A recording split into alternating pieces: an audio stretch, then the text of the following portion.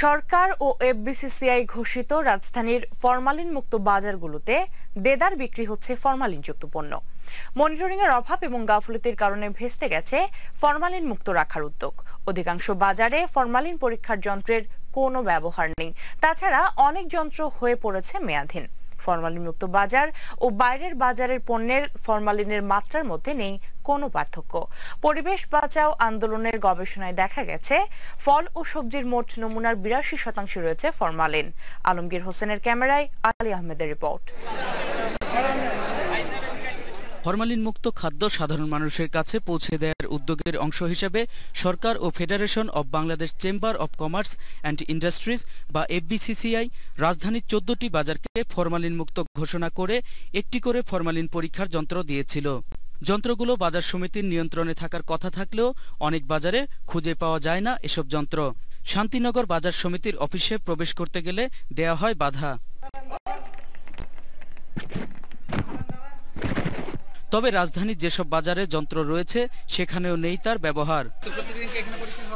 প্রতিদিন পরীক্ষা হয় না, সমিতিবদ্ধ না, শুক্রবারে পরীক্ষা করার জন্য লোক দরকার।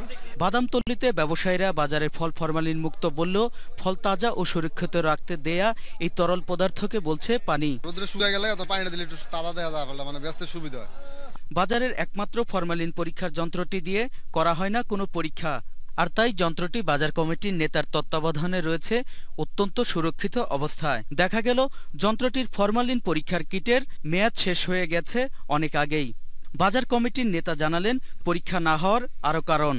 এই মেশিনটা আসলে মনে করেন ওই ধরনের ভূমিকা রাখবে না, কারণ হইলো এটা তো এই মেশিনটা প্রশ্নবিদ্ধ।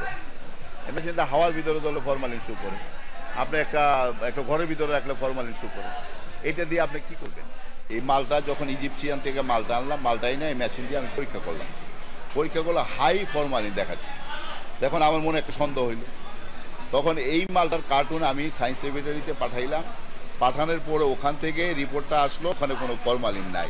ফরমালিন মুক্ত বাজারের উদ্যোগের অসারতার প্রমাণ মিলল পরিবেশ বাঁচাও আন্দোলনের এক গবেষণায়। সেখানে দেখা গেছে মালটায় ১০০% ও আঙ্গুরে ৯৫% ফরমালিন রয়েছে। অন্যান্য সবজি ও মাছের পরিস্থিতিও ভয়াবহ।